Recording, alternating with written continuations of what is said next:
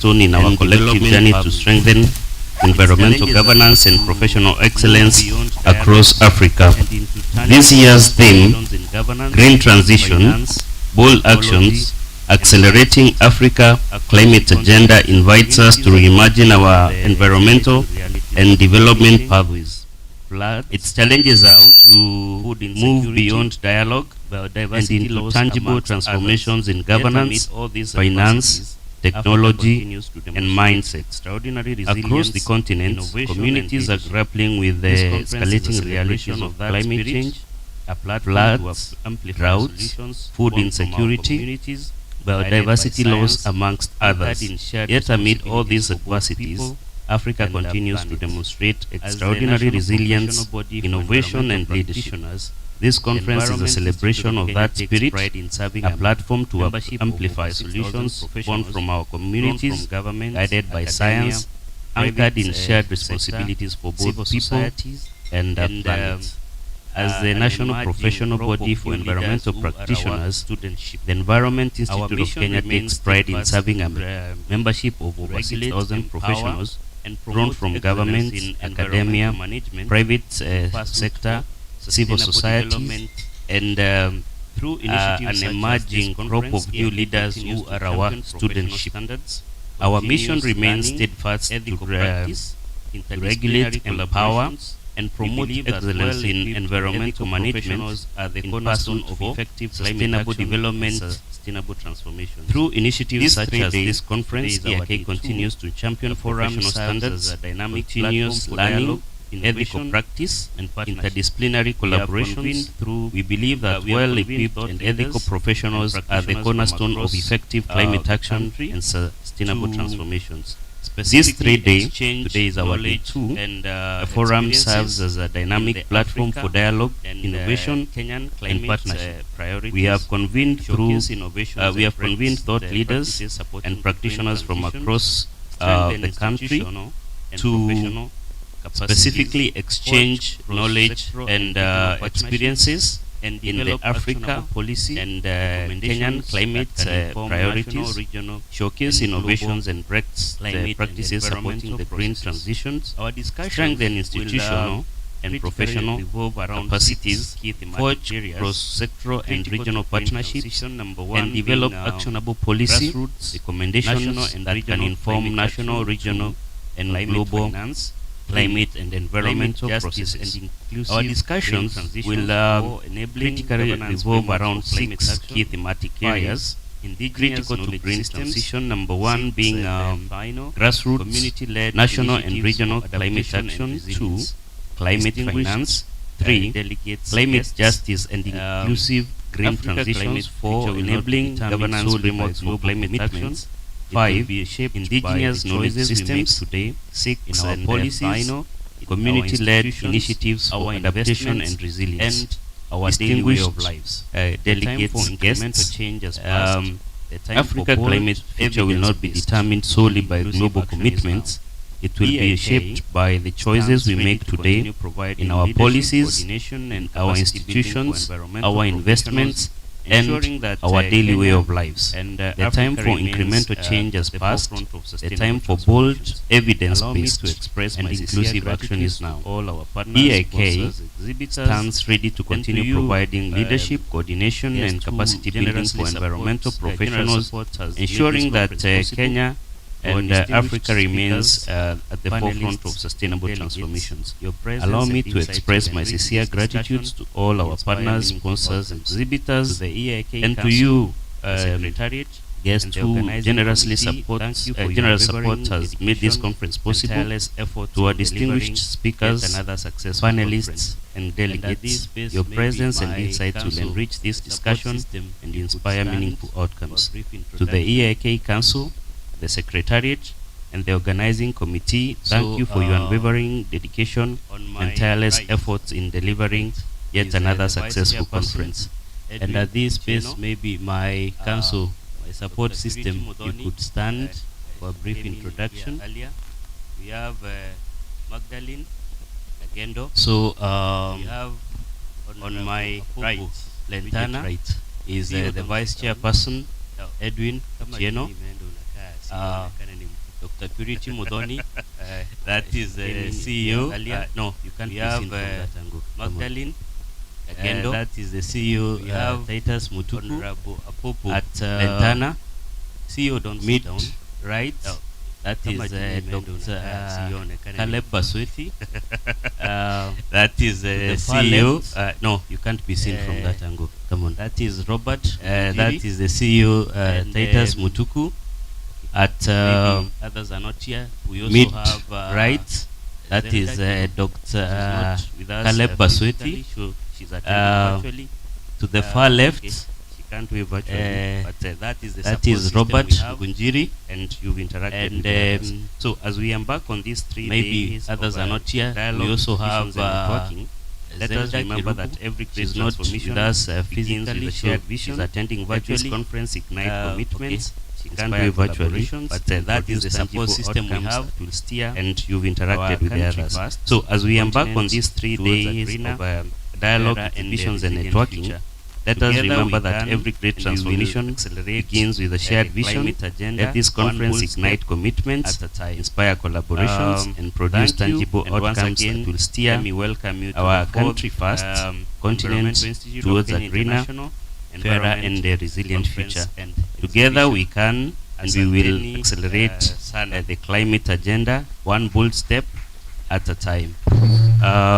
Thank you, and once again, let me welcome you to the 4th Environmental Institute of Kenya International Environment Conference and Exhibition.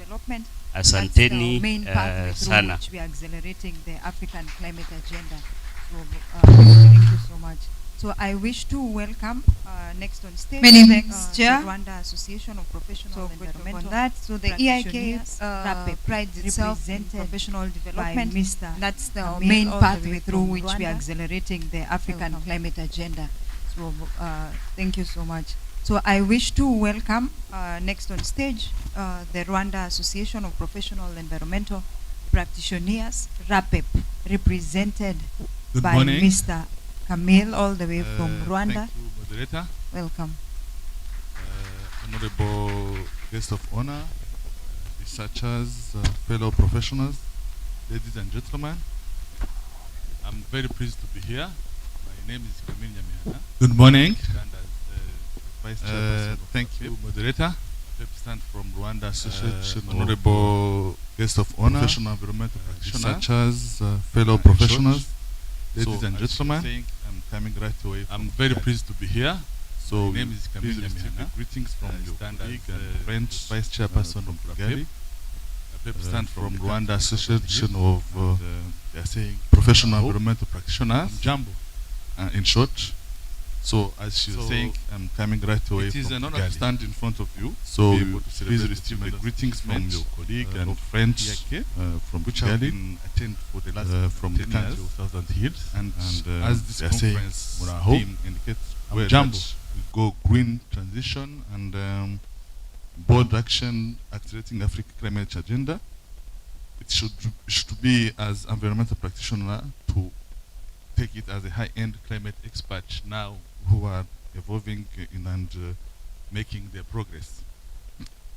So without taking much time, I would like to introduce to this assembly what is RAPEP and the relationship we intend to make with EIK. RAPEP was founded late in 2016 by the Rwandan law and tested the operation on the 9th February 2017 with main mission of promoting and sustaining environmental assessment profession. It is now currently composed of 103 firms, companies, 123 lead experts, 119 associate experts, 21 non-practitioner members. We call them, we are categorizing them as Class B, and also we have 109 juniors who are working under the mentorship of lead experts. Probably this can appear as our mode of working in our system, but I do hope that also EIK has its own processes. So our practitioner members are required as instrumental personnel who actively contribute to the green economy that Rwanda are involved in. And we are proud and confident that the name famous vision of we have been involved in, like plastic bag eradication, waste management. We have been involved in circular economy, landscape restoration of marshland and forest, mostly the environmental and social impact assessment, environmental audit, strategic environmental assessment, the settlement action plan, now climate change report, including our most recent NDC. I think you know about it. Then for the Paris Agreement, National Adaptation Plan, we have what we call GGRC, the Green Growth and Climate Resilience Strategy, with which goes up to our Vision 2050. We are now involved in carbon markets and so forth. So all of these works have nurtured our profession, at the same time build our career development. So we also thank our government through the Ministry of Environment and our Rwanda Environment Management Authority, which is our NEMA here in Kenya, for the support provided. In our continuous growing path, we are thinking of setting up a platform between, as I was saying, between RAPEP and EIK. I think this one will be mentioned by the chairperson. We want to boost the knowledge exchange and capacity building towards common goal of shaping resilience communities across East Africa. Of course, Kenya being part of it. For this, we are pleased to announce that our dream has come to reality. I think we testified no later than tomorrow we'll be able to sign our MOU, Memorandum of Understanding between EIK and RAPEP. I think this needs a round clap of. It is just a milestone around that we are very happy, and I want also to thank the representative of EIK, which have contributed to achieve this together. We have been trying, and then we are reaching. Finally, there is no doubt that this I may call it, this marriage between EIK and RAPEP is going to produce very bright children to the whole East Africa. So I thank you all for your kind attention, and I do appreciate your warm welcome here in Kenya, and particularly in Mombasa, very memorable city of historic of Mombasa. From my own experience, nimeona pembe za ndovu live. So live long East Africa. Asante sana. God bless you.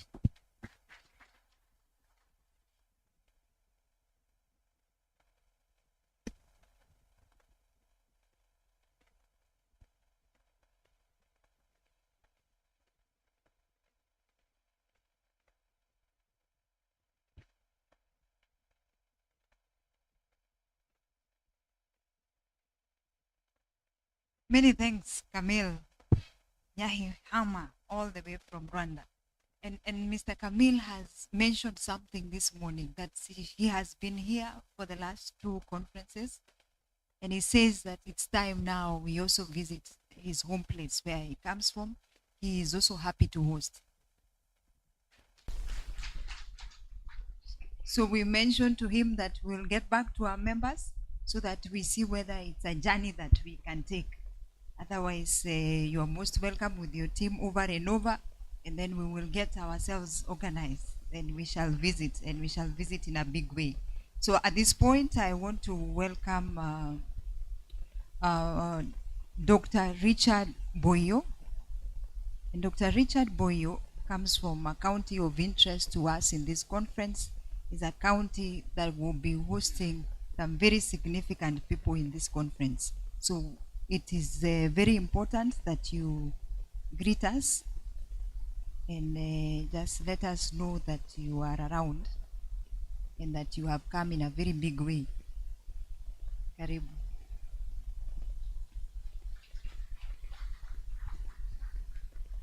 So Dr. Richard Boyo is a Chief Officer, Environment, Water and Climate Change in County number 38. Thank you so much. The chief guest, His Excellency the Governor of Vihiga County, the organizers of this conference, participants, exhibitors. Is it good morning or afternoon?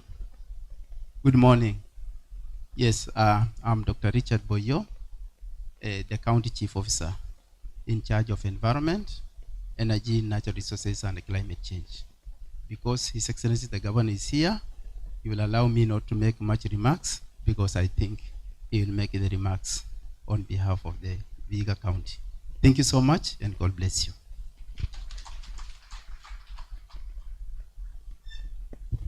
Many thanks. It was important for you to tell us that. So I will want to welcome next on stage Dr. Nicholas Okunga, the Director Environment for KERA, representing the Director General KERA.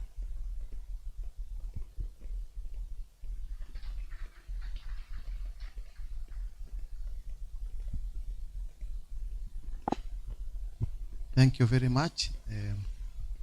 The chief guest, Governor Chiro, all protocols observed. Good morning. Good morning again. Yes, my name is Dr. Nicholas Kunga from the Kenya Rural Roads Authority. I am here on behalf of Engineer Jackson Magondu, who is the Director General for KERA. He was supposed to be one of the main speakers here, but he asked me to say something on his behalf. First of all, to us, the Kenya Rural Roads Authority, we are very happy to be in this forum. It's an important forum to us because we, as the institution, charged with building, developing, constructing roads in Kenya, we of course ensure that most of our roads that we do undergo environmental impact assessment.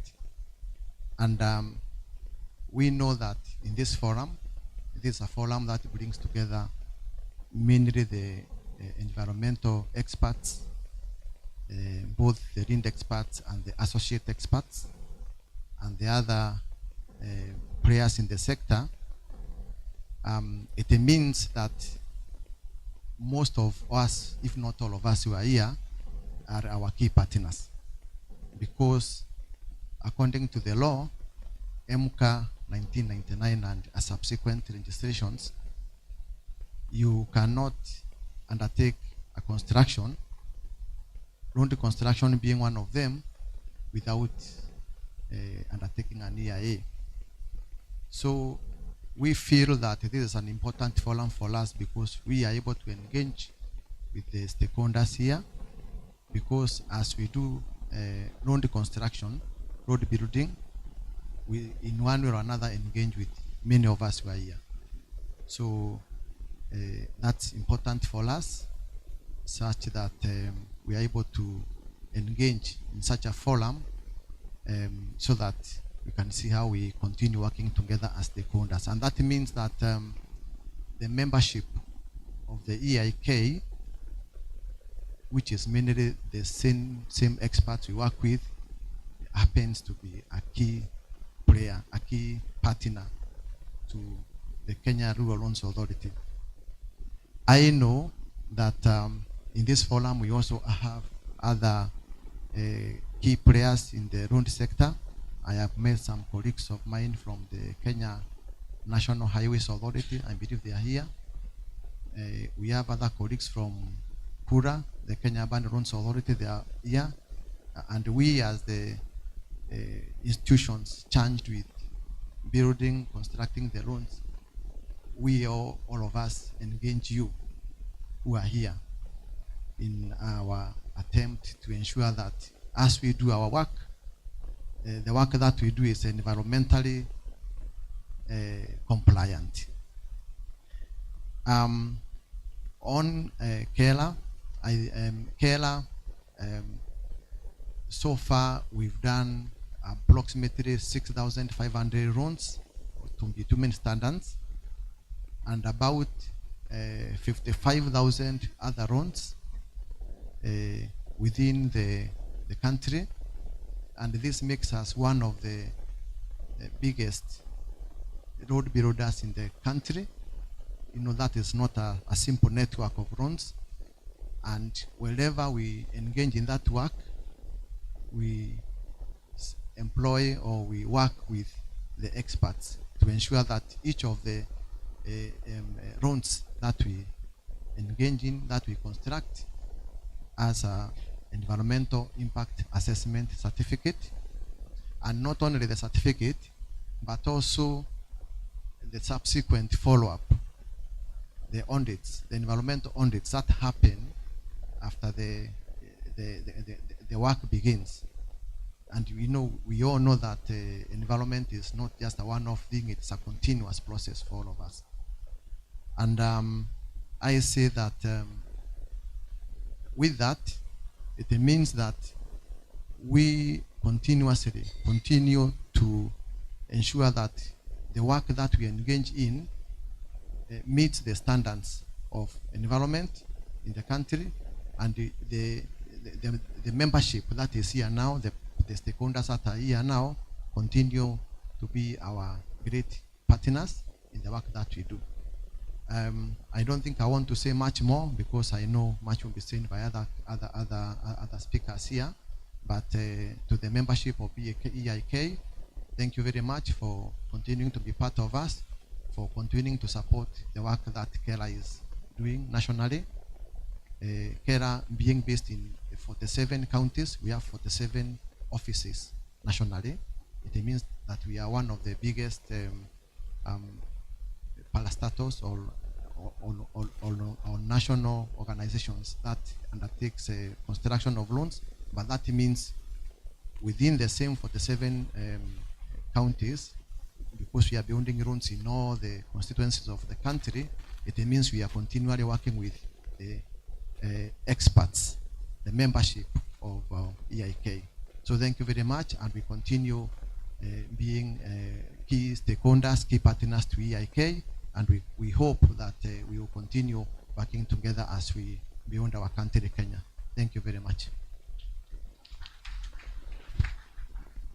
Thank you, Dr. Kunga. Dr. Kunga and the team from KERA, they have been one of our most consistent partner and sponsor, if I may say, since our first edition of these conferences. They have always sponsored the events, and you can take our regards to the DG, and thank you for that. So next, I want to mention that we have another guest who is representing a key guest speaker, and that is Engineer Julius Odumbe from Kengen. He's the General Manager Operations, and I think he was here in the last conference. So welcome again, Engineer.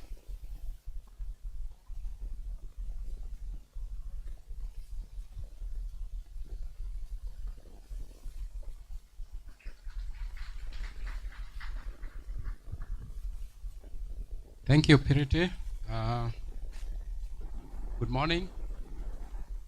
Good morning. You look a bit cold. Is it because it is raining outside?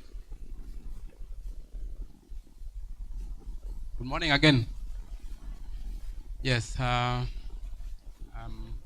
pleased to be here. Our chief guest, His Excellency, the Governor of Vihiga, Honorable Tichelo, the Chair, Environment Institute of Kenya, and the Council, distinguished guests, ladies and gentlemen, good morning. Yes, I'm Engineer Julius Odumbe, the General Manager of Operations, Kengen PLC. I'll stand again for Engineer Peter Njenga, MDC of Kengen. He really wanted to be here, but due to other commitments, he requested me to come and represent him. And I want to also recognize the Kengen team members who are members of this association. Maybe you can stand up so that we recognize you. Kengen employees, thank you. Can we appreciate them? Yes, so we have a significant number who are here, and we are pleased because we are one of the biggest users of environmental resources. Now, I'll take advantage of my being here also to say a few things before I read the MD speech. I hope I'm allowed to do that. So for me, It's a great honor to stand before you today at this Environment Institute conference, which brings together such passionate minds dedicated to one of humanity's greatest responsibilities, that's protecting our planet. Ladies and gentlemen, our environment is more than a backdrop to our lives. It is a source of our air, water, food, and energy. And when I talk of energy, I mean the energy we are using here. As Kenyan, we are an energy company. We generate more than 60% of the power that is used in this country. And out of that, over 90% of that, we are happy to say is now green. And our strategy is to go green. By 2030, we want to be 100% green source energy company. Our economies, it supports our economies, our health, and every existence that we have. Yet, as we all know, this foundation is under increasing strain from climate change, deforestation, pollution, and unsustainable exploitation of natural resources. And I think I'm happy that the environmentalists have found it fit to come together to form this institution that is going to put us together as professionals to drive issues that will end up mitigating some of the adverse impacts of the exploitation of the environment. Today we are reminded that environmental stewardship is not just an option, it is an obligation. It demands courage to rethink how we produce and consume and live.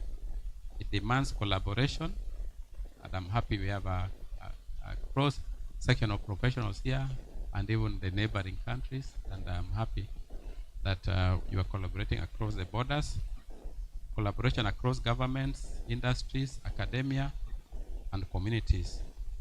And above all, it demands action grounded in science, innovation, and integrity. As we engaged in these sessions throughout this conference, let us remember that protecting the environment is not a task for a few, but a duty for all of us. Each one of us here has power to influence, to educate, and to lead by example. Let us commit ourselves to turning knowledge into impact and ambition into results, because a sustainable future will not happen by chance. It will happen by choice. We have to choose. The greatest threat, this quote from Anne Leonard, that the greatest threat to our planet is the belief that someone else will save it. I think it requires all of us. So, ladies and gentlemen, allow me to go to our MD's speech. Distinguished guests, esteemed colleagues, ladies and gentlemen, good morning. It is a great honor to address you today at the 4th International Environmental Conference and Exhibition, hosted by the Environment Institute of Kenya. On behalf of Kengen, I extend our sincere appreciation to EIK for convening this critical dialogue under the theme, Green Transitions, Bold Actions, Accelerating Africa's Climate Agenda.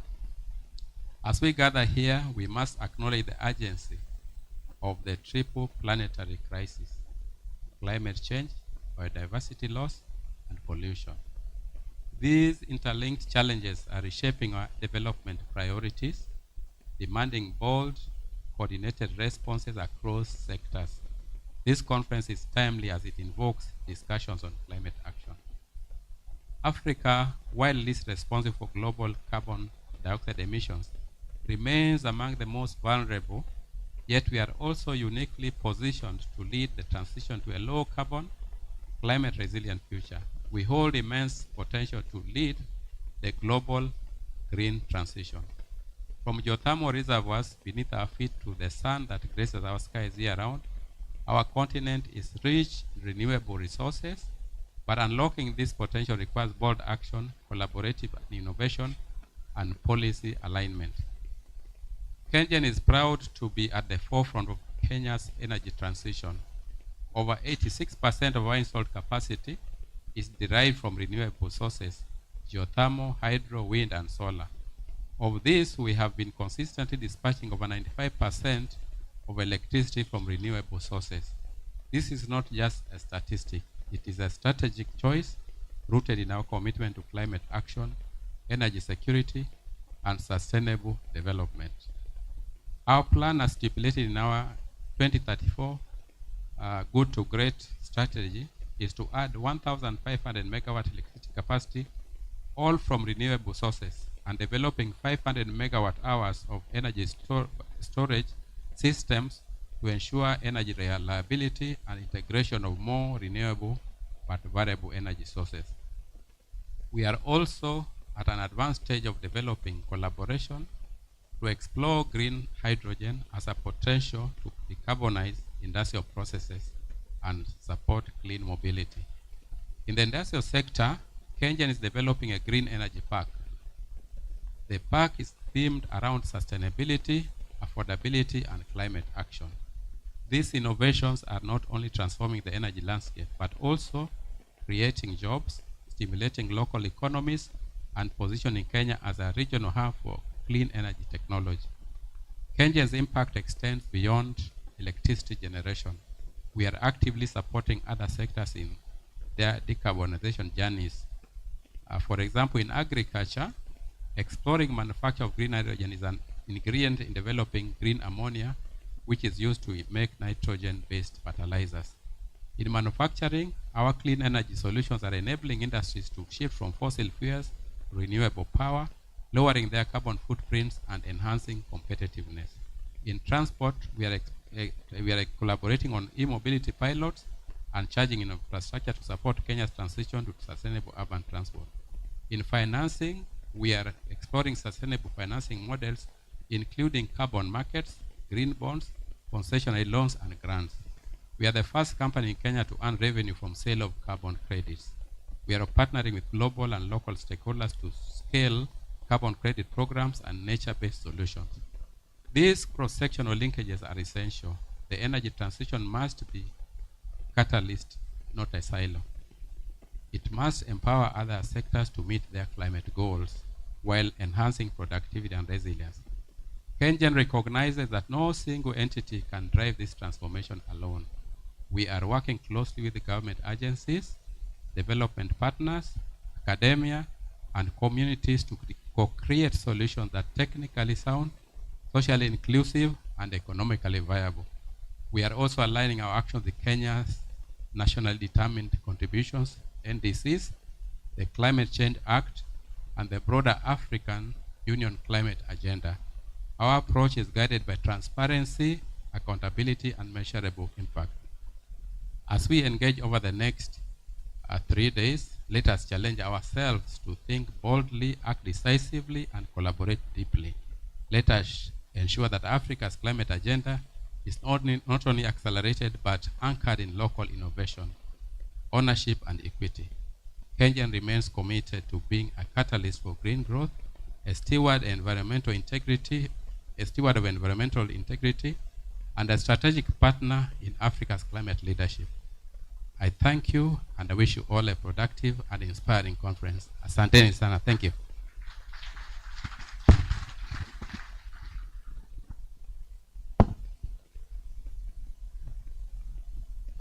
Thank you, Engineer. And KenGen too has been a great partner, and we are grateful that you have believed in our cause since we started the conferences. And I want to appreciate your delegation. We have seen them. We have seen the big numbers. We just didn't want to say that that's the greatest or the biggest delegation that we have. So, but we'll have a moment of introduction and we'll get to know who came in big numbers. Next, we want to invite Dr. Marciano Mutuga. Is representing one of our guest speakers, that is the Vice Chancellor, Tharaka Nithi.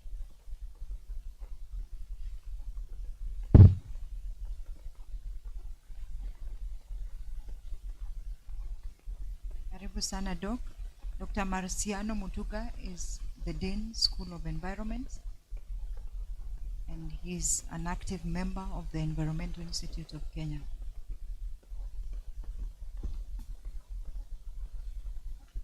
Thank you, Daktari. Our chief guest, His Excellency Governor of Vihiga. Ladies and gentlemen, allow me to write on the established protocol. Good morning. My name is Dr. Marciano Mutiga. I'm from Tharaka University. I'm here studying in for my Vice Chancellor, Professor Peter Kenywa Muriungi, who really wanted to be around, but is away on official duty. I want to say that Tharaka University is a big steward of environmental issues. We are doing everything to conserve our environment, especially in the dry area. And we want to showcase that anything that we have, any space of this world that we have, can be converted to a good and a livable environment. Remember this year, we were identified by the National Heroes Council as one of the best institutions in conserving the environment. So without taking a lot of time, allow me to read the Vice Chancellor's speech that he has given to me to present to the 4th EIK International Environmental Conference and Exhibition. And it was to present a keynote address on grassroots, national and regional climate action. And I'll start by distinguished guests, partners in environmental stewardship, ladies and gentlemen. It is with great joy and humility that I stand before you today in this landmark event, the 4th Environmental Institute of Kenya International Environmental Conference and Exhibition. On behalf of Tharaka University, I extend warm greetings to the Environmental Institute of Kenya, our fellow academic institutions, partners in government, industry, civil society, and who have gathered here with a shared purpose to protect our planet and shape sustainable future. Allow me to begin by appreciating EIK for sustaining this crucial platform for dialogue, innovation, and collaboration. You have created a space where ideas grow into actions and where environmental dreams begin to take shape. Friends, we live in a defining moment. Across Africa, the signs of a changing climate are everywhere. Rivers that once flowed all year are now seasonal, forests are thinning, and the land cries out for care. The floods, drought, and the heat waves we see today are not distant scientific predictions. They are a part of our daily lives. But even in this uncertainty, we see something remarkable, hope. Hope in our young people, in our farmers, in our innovators, and the institutions like this one. Hope that we can not only adapt, but also lead Africa's green transformation with creativity and courage. Climate action begins at grassroots. In the field, where farmers till the land, in the villages where women manage scarce water, and in the schools where young minds are shaped to imagine a sustainable future. At this level, communities possess deep understanding of local ecosystems. Their indigenous knowledge, traditional practices, and the resilience are invaluable resources in adaptation efforts. Yet, they often face limited access to information, technology, and finances. Empowering the grassroots means supporting communities-based organization, strengthening local governments, and ensuring that policies are co-created with the people most affected. It means promoting environmental education, sustainable farming, and renewable energy integration. Universities must not only generate knowledge, we must live it. We must be the example of sustainability looks like in practice. At the Raka University, we believe that university of the future is one that, number one, creates new knowledge and innovation rooted in local realities, nurtures change makers, students who understand that climate action is not a career, it's a calling. And then number three, works with communities, translating research into livelihoods and science into action. Allow me to share a small story from our journey. Tharaka University stands in the semi-arid heart of Eastern Kenya. Here, the rhythm of life depends on rain, only on rain. The strength of the families depends on land, and the hope of tomorrow depends on how we care for nature today. We have turned our campus into a living classroom. Every tree we plant, and there are now thousands in number, is a lesson in patience and persistence. Each time our students join local cleanups, drives, they learn that leadership begins with the small acts of the stewardship. And actually we believe the plants that we plant can only be enough where there is no other space that is available for us to plant an extra tree. And as we study in our university, we do not have any other space remaining for us to plant any tree. And we kindly extend this request. If you have a space in our institution where we can plant trees, kindly offer us that space. We need a space for planting trees. Earlier this year, when the Raka University hosted Kenyans World Environmental Day celebrations, it was not just an event, it was a movement. From children in nearby schools to local leaders and students who came together to say, plastic pollution must end. It was a proud moment to see our university studying at the center of national environmental consciousness. And that is why, having planted all the trees, we want now to turn to waste management. We have started material recovery facility, and we want to manage all the waste. Having finished with planting trees, we want to come back to the management of the waste. And we are calling upon partners to come and help us operationalize our material recovery facility that we have just started, but we lack support, we lack technical know-how, we lack finances as a university. So I take this opportunity to call upon the partners that can work with us to make it operational. It is already established. Dr. Purity knows that, but we need some help. Like in many institutions, of course, our path has had its challenges. Our funding is often limited, and interdisciplinary collaboration takes effort and time.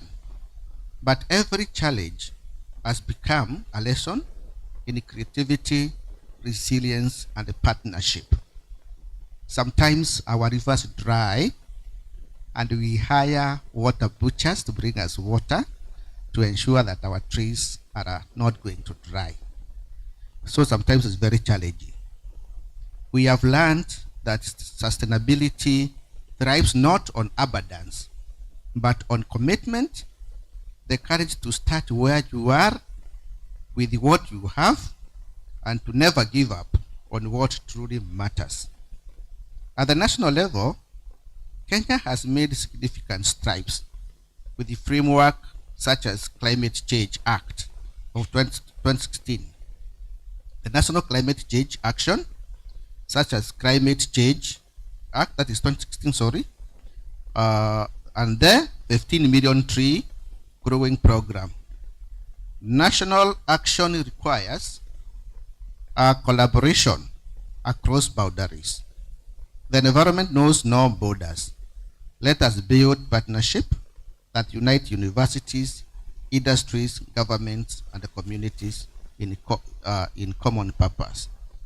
Ladies and gentlemen, the Africa story is one of the strengths, and I heard somebody else say that we have endured droughts, rebuilt after floods, and adapted through generations.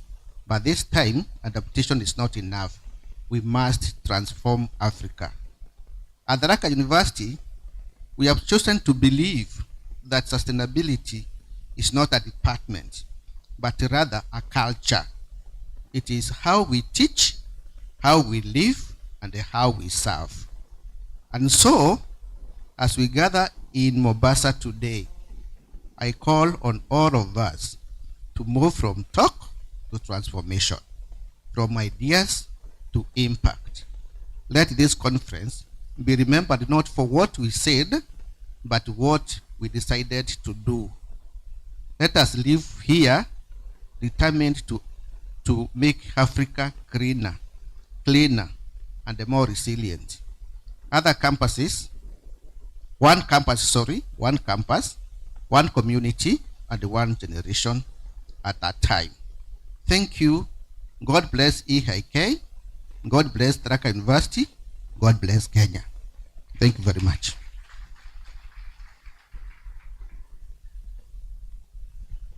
Many thanks, Dr. Marciano, for the wonderful speech. And I think they need a clap, or they deserve an applause.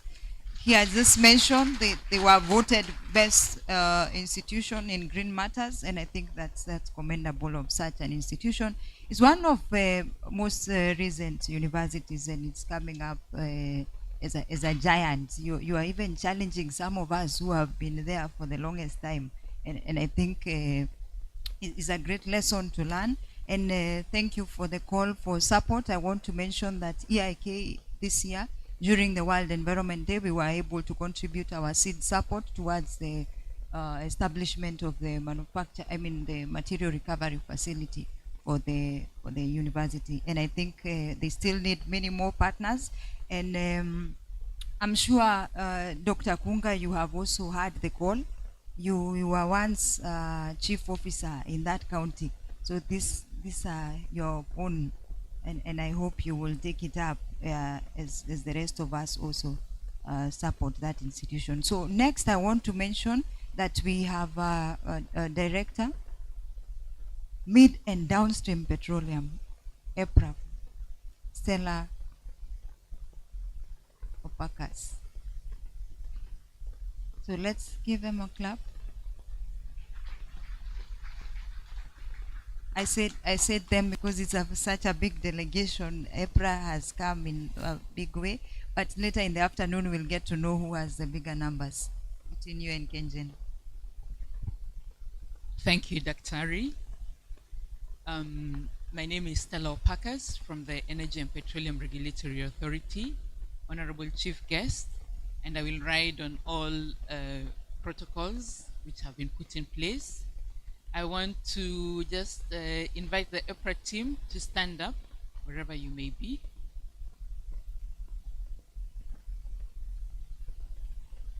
Yes, those are the ones who have been able to be here today, and these are your members as well.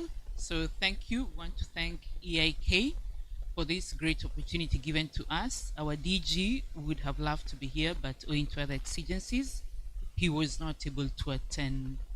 Just to share with members present the role of EPRA in environmental matters. Most people know EPRA on the 14th of the month, but we do way much more than being noted on the 14th of every month. We are the lead agent for environmental impact assessments in the energy sector, that is both electricity, renewable energy, and petroleum. So you find that most of your members do present to EPRA their EIA reports for review whenever a project is coming up in the energy sector, that is both electricity and petroleum. Apart from that, we do one of the biggest roles that EPRA is keen on is carbon emission reduction, and this we do through development and implementation of regulations. I don't know how many of you followed last month. We were carrying the upstream environmental regulations. As we know, we have some deposits of petroleum around the country, so it's important that the environmental conditions are met, and we really hope that your members participated in that. But that, even despite that, we still have other regulations which come up or are expected to be developed. And I don't know if I should say, I am not ashamed to say that we do have the draft coal and coal bed EHS regulations, which will be taken up for review. So we obviously anticipate active participation by members of this great institution. We also have the INEP, that is the Integrated National Energy Planning regulations, and these have already been gazetted. And the aim of these regulations is to ensure that we increase energy efficiency and minimize emissions. So we do look forward to the members of this great institution being ambassadors of implementation of INEP. And Honorable Chief Guest, this is a request from the regulator that we require at least all counties to be actively engaged in this, because once we have counties come up with farm energy plans, it's easier for investments and also for energy efficiency and consumption to be carried. So we trust that you will deliver to the Council of Governors this request, because so far we only have 22 counties which have signed up for with energy plans. The remaining 25 are yet to take up the energy plans. The regulator also monitors emissions, and this we also have. We also at the forefront of e-mobility transition, where we have parts of the key team that helped develop the guidelines on e-mobility. And lastly, because I know we are all waiting for the chief guest, is that the regulator is the main certificate provider for international global renewable energy. So anybody who wants to make claims on renewable energy, you have to submit your findings to the Petroleum Regulatory Authority, which is mandated by the international organization to be the verifier of this data. I do not have much to say, but we look forward to an active deliberation on how we can improve energy efficiency and reduce carbon emissions and provide for a better environment for this great country of ours called Kenya. So God bless EPRA, God bless EIK, and God bless Kenya. Thank you very much. Thank you, Stella. And in the interest of time, I want to quickly invite Patrick Murunga. Patrick Murunga, CEO Regional Center on Groundwater Resources. Karibu CEO. Thank you. I will also rise on the protocols that have been established. My name is Patrick Murunga. I'm the acting CEO of the Regional Center on Groundwater Resources. I'm happy to be here, and from our organization we are charged with the responsibility of conducting research on groundwater resources, together with performing capacity building programs in the area of groundwater. We are not as big as EPRA or KenGen when it comes to our membership in the in this group, the EIK, but we are working to ensure that most of our members also join. Because I've been told it's just 1 minute, I think that will be it for now. Thank you so much.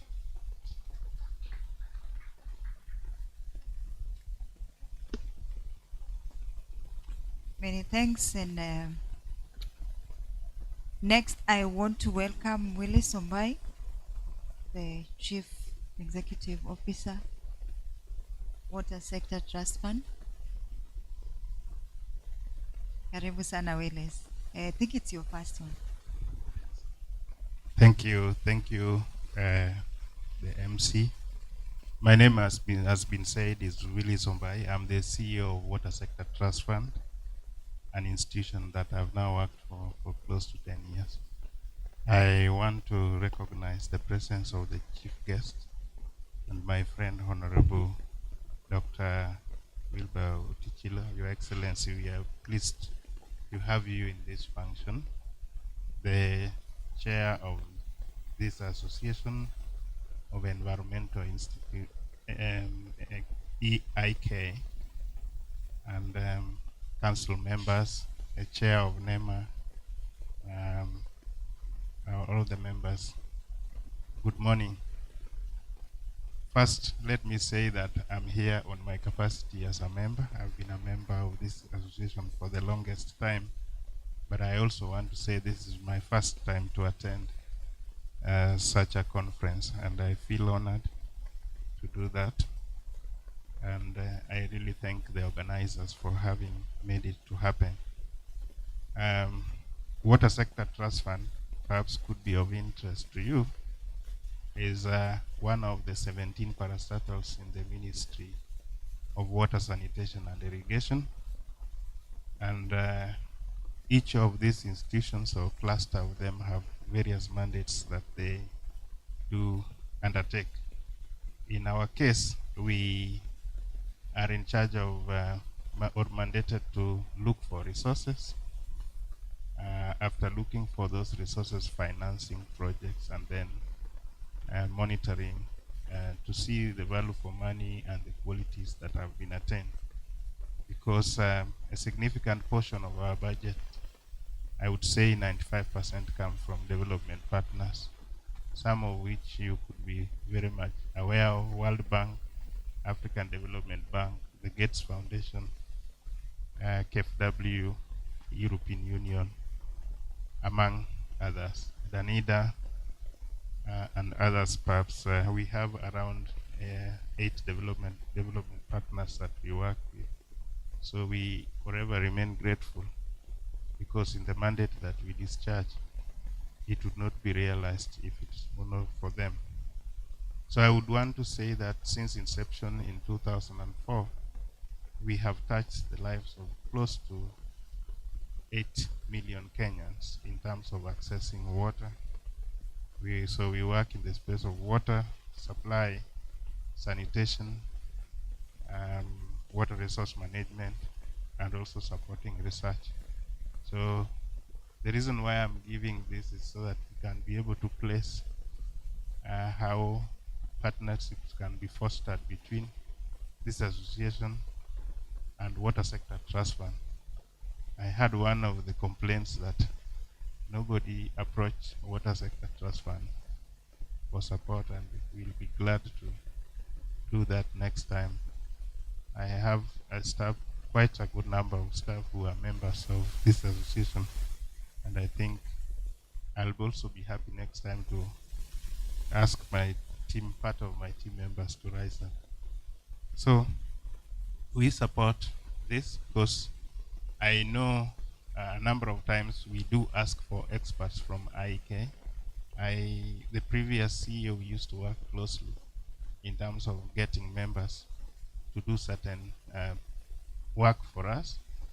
And when we work with some partners, we have limited market approach, which allows us to get professionals from professional bodies that then are able to support us and do.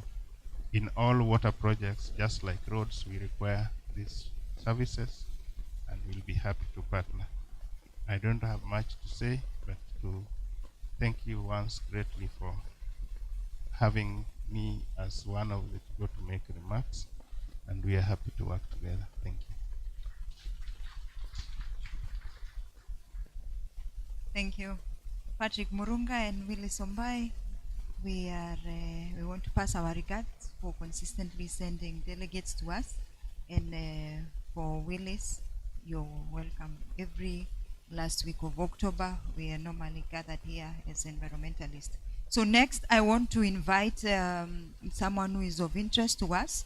That is Dr. Chemuku Wekesa, is the Regional Director, KEPRI, and is representing someone who is very significant. So karibu sana daktari.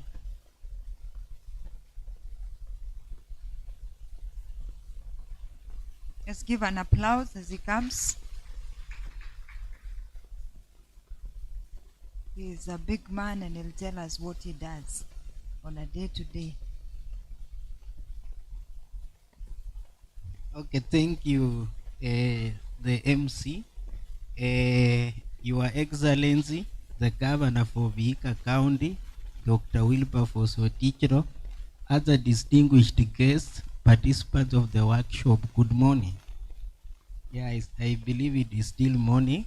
My name is Chemuku Wekesa. I'm a researcher working with the Kenya Forest Research Institute based here in Malindi, and also the regional director for our coastal research program.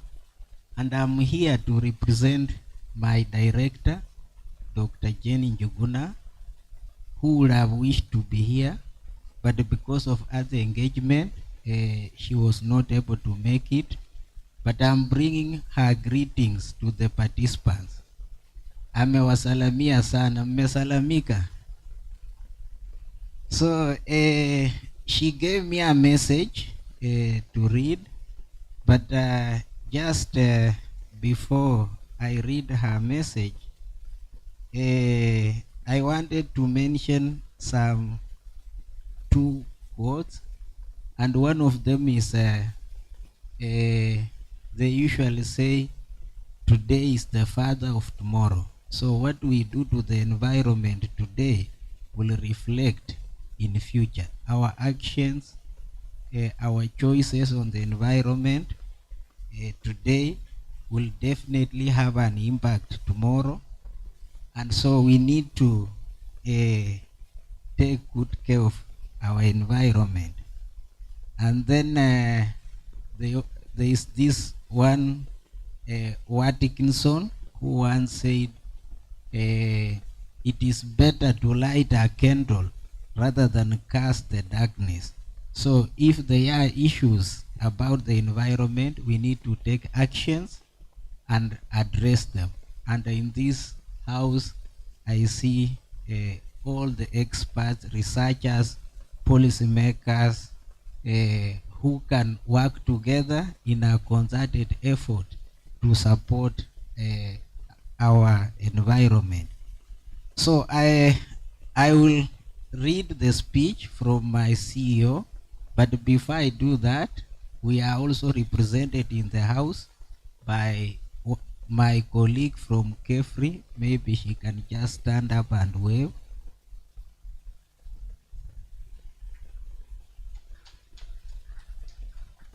So today we are not many. I'm not a member. This is my first time, but I will take this message home so that we can have more representation from KEFRI. So I will go straight to the speech by my director. Distinguished guests, esteemed members of Environmental Institute of Kenya, fellow environmental practitioners, researchers, policymakers, ladies and gentlemen, good morning. The Lord is good. It is a great honor and privilege to address this distinguished gathering at the 4th Environmental Institute of Kenya International Environmental Conference and Expo 2025. I commend the Environmental Institute of Kenya for providing this critical platform that brings together researchers, policymakers, practitioners, and communities to reflect on our collective responsibility towards a sustainable and climate resilient Africa. As we meet here in Mombasa, a city that is beautiful, by its environmental delicateness, we are reminded that the climate crisis is real, is a real threat that is shaping livelihoods, ecosystem functions, and also our economy. Hence, the urgent need to rethink our development pathways. And as you well know, KEFRI's mission is to generate and promote technologies for sustainable management, conservation, climate change mitigation, utilization of forests, and allied resources for a sustainable future. This mission places KEFRI at the center of Kenya's climate action, particularly through developing suitable technologies for ecosystem restoration, climate smart forest technologies, and building community resilience to climate change vulnerabilities. So our contribution to climate action and resilient development are grounded in research, innovation, and partnership. And under forest landscape restoration and climate adaptation, KEFRI is spearheading research on breeding and improvement of tree species, indigenous tree species, and restoration model that are suited to Kenya's diverse ecological zones. In this regard, planting materials from our breakthrough indigenous tree species, which is suited to these arid and semi-arid areas, are available at all our KEFRI centers that are situated in those arid and semi-arid regions. The Institute is also producing, processing, and distributing tree germplasm to achieve objectives of National Land and Ecosystem Restoration Program 2023-2032 through growing 15 billion trees. And the Institute will continue to provide scientific data, information, and technologies that support afforestation, reforestation, and are suited to specific sites, including specific count needs. And we believe that this is very important in attaining a 30% tree cover by 2032. And to track the progress of the 15 billion growing program, KEFRI proudly presents a national digital platform called Jazamiti, and this Jazamiti is a 5-time award-winning Jazamiti, which is ID-based and user-friendly innovation that provides real-time solution in tree species selection and linking tree growers to the nearest tree nurseries to reduce costs related to transport. And Jazamit is available on our Android and iOS version in our phone, so you can download this and continue recording and taking stock of trees as you plant. We also believe that climate smart forestry and sustainable livelihoods will enhance economic potential of trees and forests, and KEFRI is therefore promoting modern technologies in agroforestry, in commercial forestry, bamboo development, and also wood fuel management, in addition to integrating fruit tree growing for domestic and commercial purposes, which in turn are creating a million green jobs for the local communities. And these innovations align well with the science and also community-led adaptation and resiliency, and hence positively impacting on people's livelihood. Regarding KEFRI's research on carbon accounting and green finance, the institute has led strategic partnership with the private sector and also international agency in developing methodologies for carbon credit assessments, and thus contributing to Kenya's readiness for participation in global carbon markets. And this resonates well with the sub-theme on innovative climate finance model. This sub-theme for the workshop. Then over the years, the Institute has also greatly contributed to generation of knowledge to enhance governance of forests and evidence policy development processes. And this research is supporting implementation of nationally determined contribution, NDCs, and also the Climate Change Act, which of course has been amended, and we are committed to ensuring that science is central to all decision-making processes for a resilient environment. Regarding capacity building and youth empowerment, which are very key for sustainable future, the Institute is undertaking training and extension programs to equip key stakeholders, including county officers, youth groups, and a community-based organization with practical forestry skills and also environmental management skills to foster next generation environmental stewards.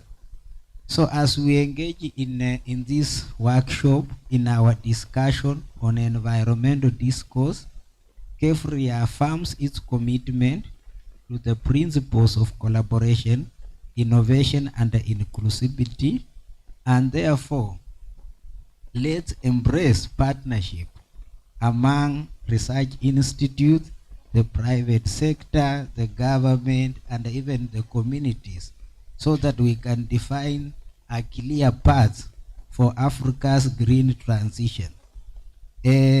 Moreover, we are inviting all stakeholders represented here to work with us, to work with KEFRI, so that we can advance science-driven solution for a just and sustainable future.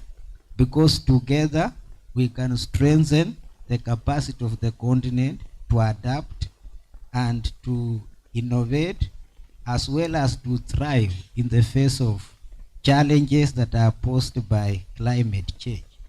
And in conclusion, we wish to congratulate Environmental Institute of Kenya for championing professionalism in environmental management and for uniting us all under one vision: a resilient, inclusive, and sustainable Africa.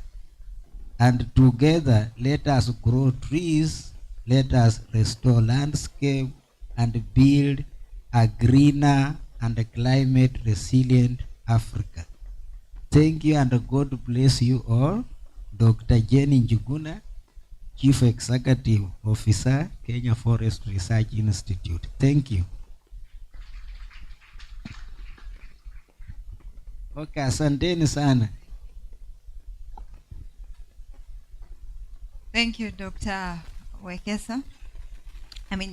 Chemuku, we are challenged by what KEFRI is doing, and I hope all of us are taking the Jazamiti challenge. I don't know how many of us this year alone, we have a stock over 50. Anything above 50, you have planted over 50 trees, and you have some evidence to it. We can proudly raise our hands. Anyone who over 50, a stock of over 50, over 100, my hand is up, or is down myself. 150, okay, 200. Hey, Chairman, you're doing well. 250. There are still hands up. 250. Prof, you're also there. Great job. 300. 300. There's someone's hand that is still up. Very good. 400. 400. CEO, your hand is still up. 500. No, we need evidence. 600. 7. Thousands. We give up. Kudos to you. Good job, good job. So next we want to invite a very great friend of Environmental Institute of Kenya. He's a man who has really supported the institute in many ways. And Mr. Emilio Mugo is the chairman, National Environment Management Authority. He has always been in our conferences, and this is home for him.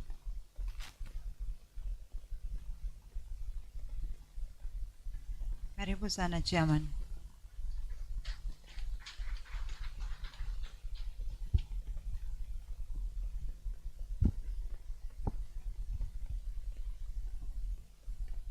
Thank you very much, moderator. Our chief guest, His Excellency the Governor of Vihiga, the president of this great institute, who is our host today, our visitor from Rwanda, my colleague chairman from the Public Complaints Committee, delegates, good, I think I'm the first one to say good afternoon. Good afternoon. Like has been said, my name is Emilio Mogo. Those from Kenya know that Emilio is not a very common name, but it's also not a very rare one. I'm here today as a member, as a friend of EIK. We were here last year. And like has been said, I'm also chairing the board of management for NEMA. I came with the technical chair of the NEMA board. She is here, very conspicuous. And I believe in the congregation there are very many other NEMA members because they are members of the institute. So it is a great honor to join all of us today for this 4th Institute of Kenya International Environmental Conference and Expo. You will allow me to begin by commending the leadership of EIK for organizing this important event and for the pivotal role it continues to play in professionalizing environmental practice in Kenya. And I want to emphasize the word Professor Prof. Imenishinda, hiyo. Because acting professionally is important. Making it a culture for you to do what you do professionally is more important than what you actually do, because then you build confidence. So this year's theme, Green Transitions, Bold Actions Accelerating Africa's Climate Agenda, is timely, urgent, and also inspiring. Across the continent, the effects of climate change are becoming more evident, ranging from severe droughts, floods, and wildfires to biodiversity loss and food insecurity. These realities remind us that business as usual approaches are no longer viable. We must act boldly, collectively, and decisively to secure a sustainable and resilient future for Africa.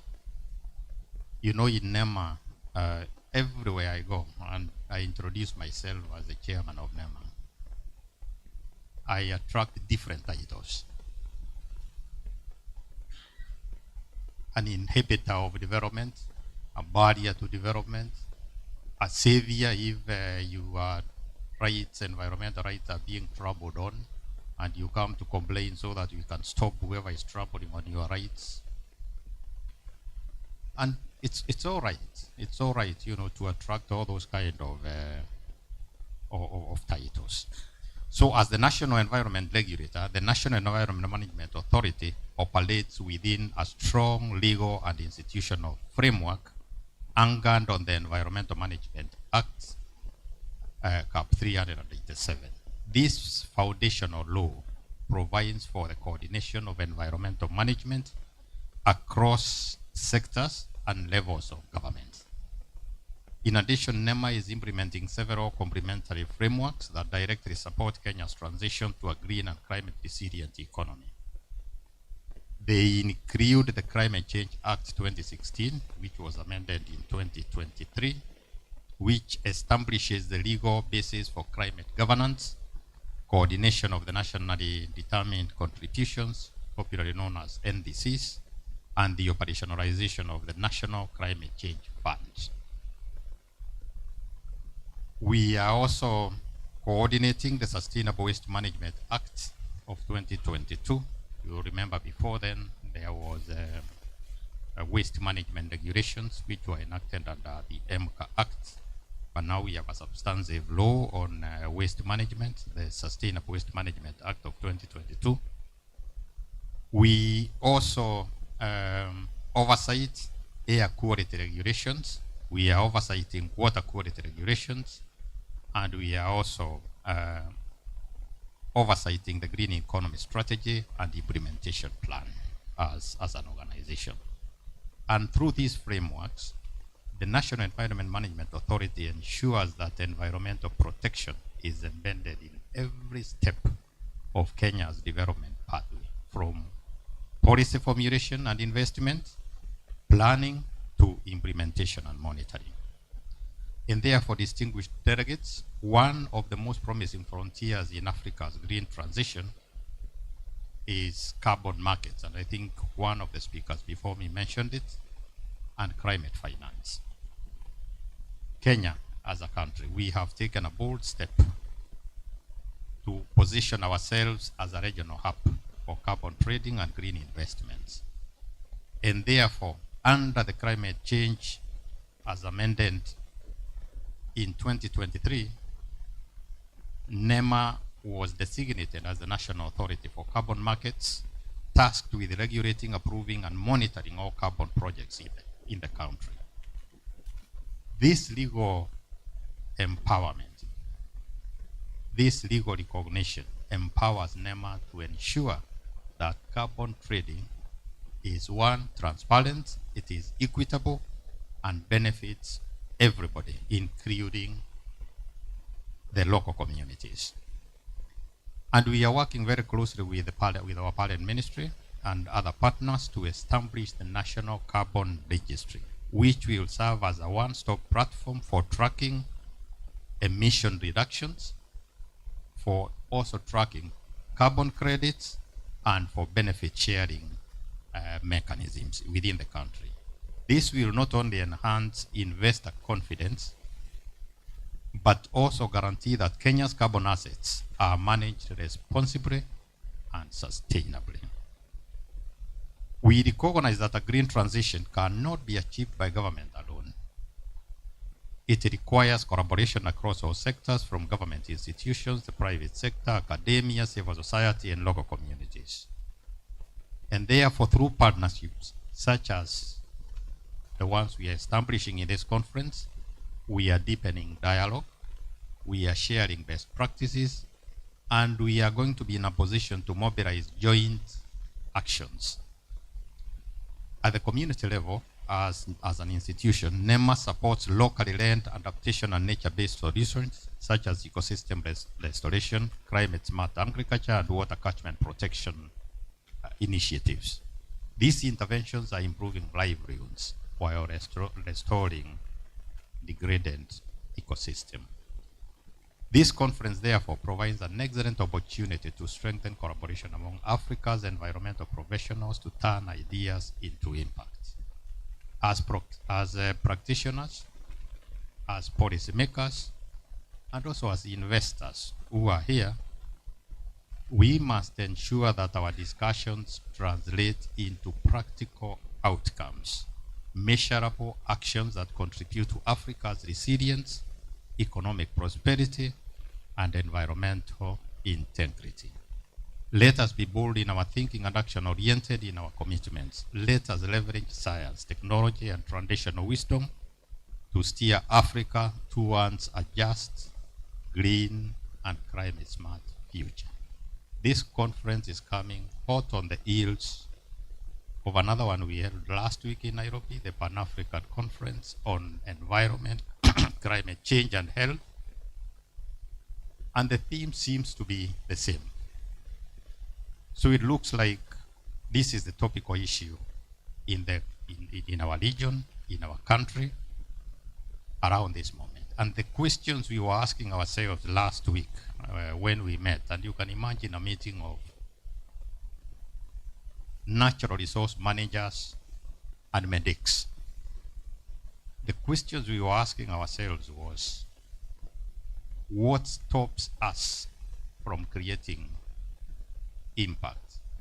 What stops us from breaking the barriers between professions? Because you can imagine that the doctors spend a lot of time, the medical sector spends a lot of time treating diseases that are occasioned by either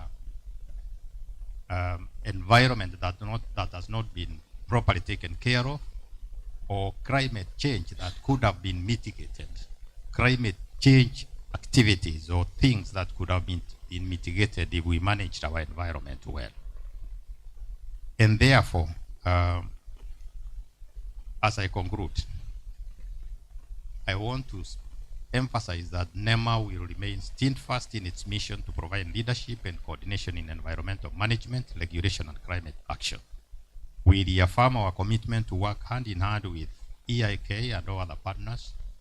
I was telling the chief guest on Thursday, next week he's given us an appointment because we want to engage the county governments to ensure that Kenyans live in a safe and sustainable environment, and the recognition that this is not a one institution activity.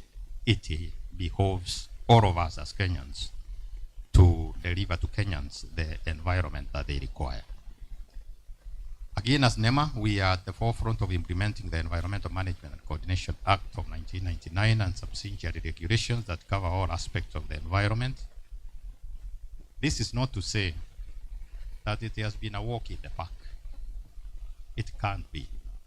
We have our own challenges. We have our own unclear moments, be it with devolved governments, be it with other institutions, lead agencies when it comes to matters environment. But that does not reduce our resolve to ensure that we live in a clean and sustainable environment. As members of EIK, I think you are one of the most affected by some of the changes or some of the new things that we have been doing in NEMA, and specifically I want to mention the issue of ENFIS, the Environmental Information Management System, where we are trying to introduce changes that will ensure that myself as a developer, I can interact with NEMA operations from the comfort of my home, from the comfort of my office, without too much human interface between either NEMA officers or lead experts, so that we leverage on technology to deliver services to the people. We are aware that the changeover, the transition has not been very smooth, but I call upon you as members and as the main stakeholders, as the users of the services that we are providing, that you give us feedback so that we can improve on what we are doing to ensure that the services to Kenyans, to yourselves, to everybody, work seamlessly. We call upon you as the EIK community to continue to provide credible environmental and social assessments to support us in bequeathing Kenyans a clean and healthy environment for all. As I sit down, I have been pondering with this question that every time we have a disaster, an environmental disaster,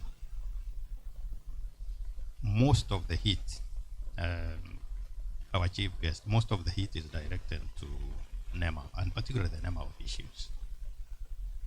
Many of them have been taken to court because a building has collapsed there, because a development has been put on a road reserve, because a development is on a riparian reserve. And my question has been, what would have been the responsibility of the person who advised, who conducted the environmental impact assessment? And it is us sitting here. Do we carry any burden of either misinforming, misadvising, or not ensuring that the advice, because NEMA cannot and will never be the lead agencies, that they are the professionals that provide us with this feedback or with the advice. So that is the message I want to leave to all of us. And I mean all of us because we are professionals in our different fields. Before I retired from the forestry sector, I was the lead agency for NEMA on matters forestry when there were projects in that area. When I briefly worked in Tana and Dad Rivers Development Authority, again, I advised NEMA a lot on projects that were either within the Tana and Dad Rivers area. And today I sit back and reflect and ask myself whether the advice I gave was the best advice. So thank you very much. I wish you good deliberations for the next 1.5 days so that we can improve our environment. Thank you very much. Thank you, Chair. And we have taken note of the challenging questions that you have posed to us, and I think we will have that discussion. It is one that is very emotive to our members, and I'm sure you will be around so that you answer some of the questions that we have. And finally, His Excellency Governor Doyo Godana is a friend of the Institute and a very close of a friend of the Institute, to the extent that we call him cousin. And today we are giving him a new mandate to welcome on our behalf the chief guest. So karibu sana.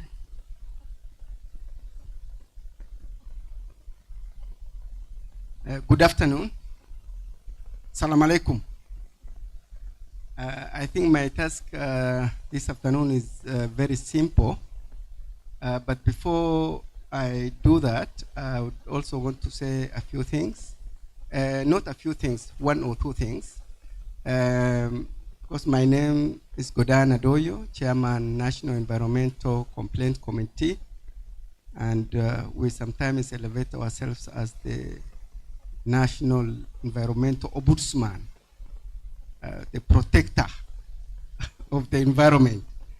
And we do this because we have seen there are some gaps in our laws as far as those kind of entities are supposed to be in place as practice across the world. But of course, understanding the dynamics in the counties also, as a former governor, I'm still trying to get back to the county again, Your Excellency Governor Wilbur. I want to say say that we want to recognize and acknowledge that the EIK has really been committed in making sure that every year we have these gatherings. And as the chairman, Nema, has said, it comes hot on the heels of a global conference that we all know, COPs. People are headed, I know a number of people from here are headed to a city called Betel in northern Brazil. And when we go to such places, I know how complex the debates are, the negotiations that are happening there are, and I wonder whether sometimes as a country we really prepare ourselves. And it's for this reason that I propose probably EIK and other organizations in this country should redesign forums like this so that it is part of our preparations to engage with the rest of the world. I am not very sure whether we really do have this as we speak. Understanding the magnitude of what normally takes place in those COPs gathering. So I think we need to rethink. Number two, I want to confirm, I think Dr. Purity, the chairman, were there when we had visited Tharaka University. For those who have not been there before, and probably for those who can fly, you know, over Tharakanithi, you would think that is an oasis in the heart of the desert. And I really want to congratulate the university. And I really agree with all the sentiments that you have made here, that we can actually reconstruct and re-engineer our environment using the limited resources that we have. Having said this, let me take this opportunity to welcome our chief guest, His Excellency Dr. Wilbur Otichilo. I think to many of us, Dr. Otichilo is not just a governor. Dr. Otichilo is one of the leading experts on issues that are under discussions, natural resources, environment, and they have served Kenyans in many other capacities in the past. He was also a former member of parliament for Emuhaya and is now serving his second term as the governor of Vihiga County. Welcome, Daktari, to address this gathering.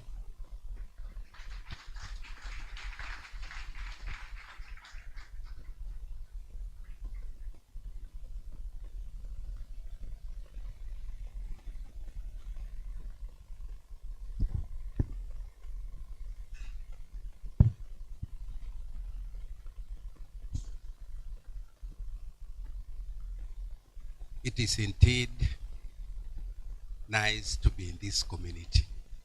I'm used to a community where things run very fast and you don't predict what is going to happen. But here I can predict things are being done in a very systematic manner, very orderly, and there's some good order. So I feel at home that I'm back to the family where I belong. And I want to assure you that very soon I'll be a full-time member of this family. I'm just remaining with about 20 months and my journey in politics will come to an end and I'll join you back. I would like to say that I'm very happy and privileged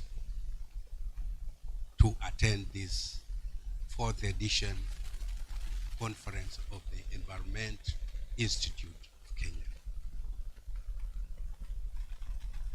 I am a member, but I have never had a chance to attend. So this is a golden chance for me.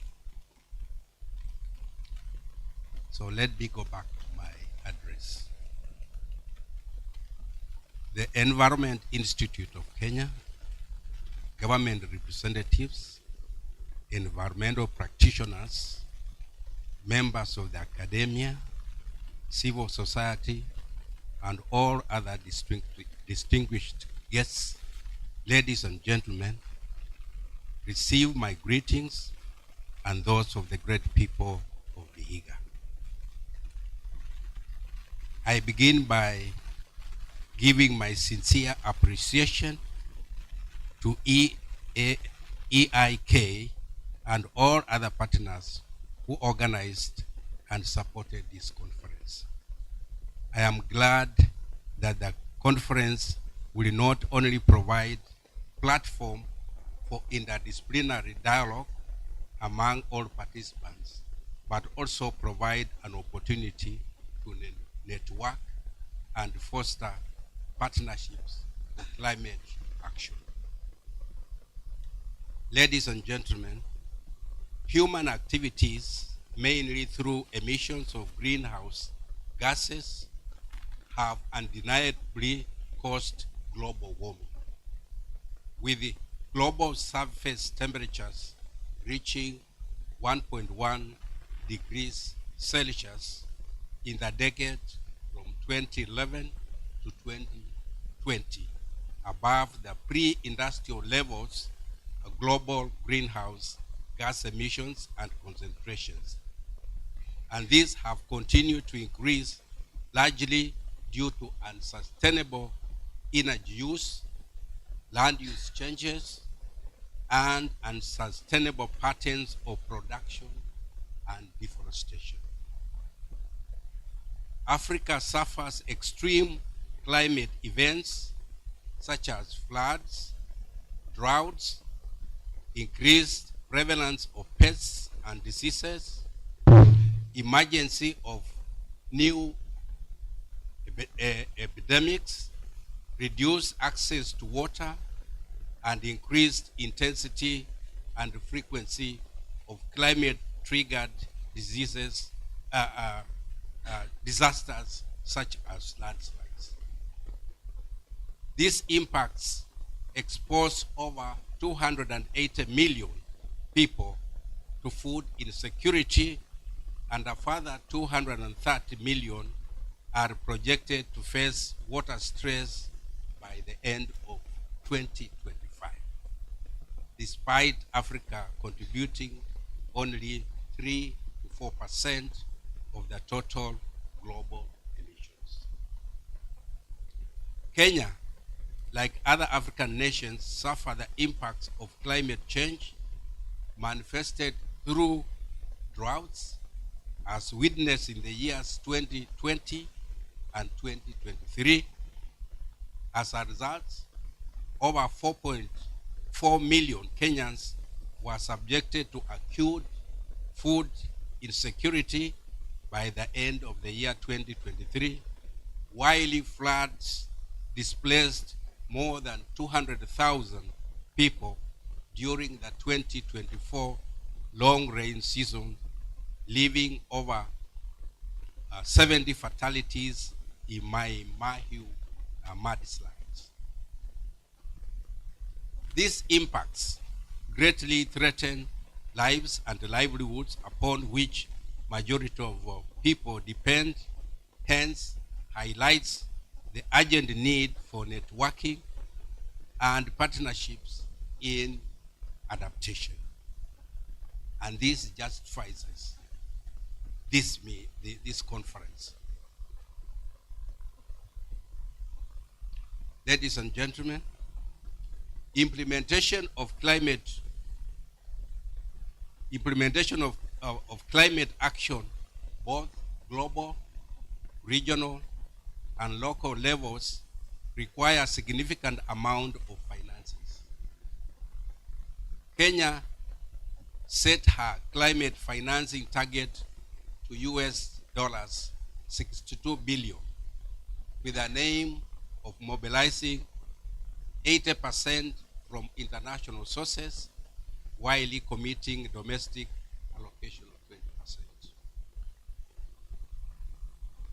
Through their climate change legislative frameworks, counties have apportioned 2 to 3% of their development budgets to climate change funds.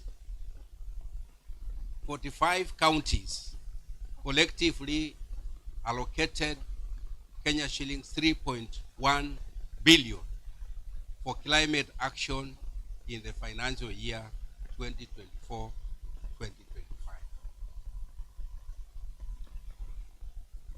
The financing locally led climate action, that's the FLOCA program, is a national treasury coordinated climate finance program through which the Council of Governors and the National Treasury mobilize resources from various partners, such as the World Bank, the German KfW, the Swedish International Development Agency, and the Royal Danish Embassy, among others.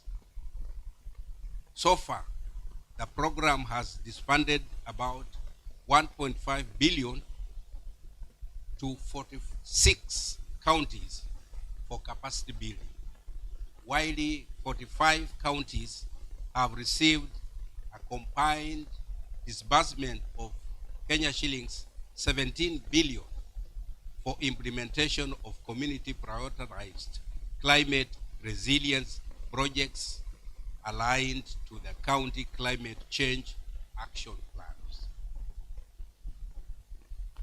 And these are mainly targeting programs under water sector, environmental conservation, disaster risk reduction, and climate smart agriculture. My county has allocated 257 million from the year 2021 to 2022 to date, and has so far received 217 million from FLOCA program. These funds have enabled implementation of resilience projects with a direct benefit to over 10,000 households. Ladies and gentlemen, the private sector holds immense potential in financing climate action, mainly through investments targeting green energy, sustainable transport, green infrastructure, and climate smart agriculture. Financing from the private sector comes from a diverse range of avenues, such as commercial banks, pension funds, green bonds, public-private partnerships, and the environment social governance, the ESG. Carbon credits provides an avenue for incentivizing emission reduction through charging emissions and monetizing greenhouse gas effects. Kenya reviewed the Kenya Climate Change Act of 2016 and developed climate change carbon markets regulations of 2024 to encourage carbon trading. My county, Vihiga, recently reviewed the Climate Change Act to provide a framework for accessing to climate markets. Despite climate change impacts being felt most at grassroots, many at the margins of our society struggle to access climate financing due to limited capacity, low levels of awareness, and stringent requirements. Arising awareness and capacity building greatly improves access to climate financing. Despite this, climate change impacts will definitely worsen existing inequalities and deepen social and economic injustice. Many counties, including Vihiga, have institutionalized gender inclusion through representation of women, youth, and persons with disabilities on ward climate planning committees and the county climate change steering committees, thus ensuring that the marginalized are involved in climate action.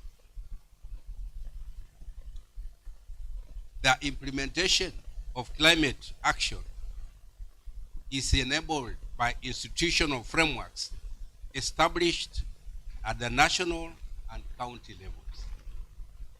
At the national level, we have the Climate Change Directorate, which coordinates implementation of climate action at the national with the National Environment Management Authority, that's NEMA, being the principal institution in environmental conservation and management in Kenya, among others.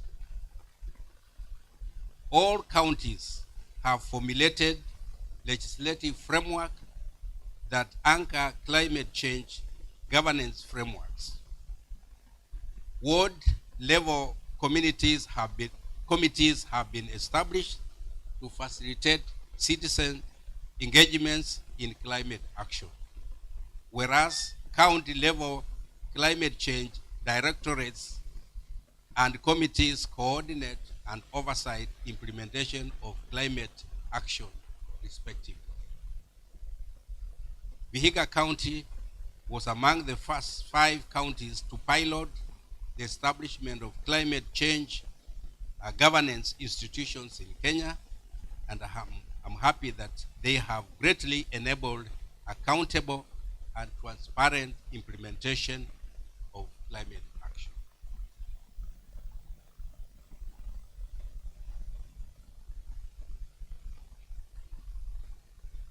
Ladies and gentlemen, indigenous knowledge offers a cost-effective and efficient means towards building resilience of indigenous peoples and local communities.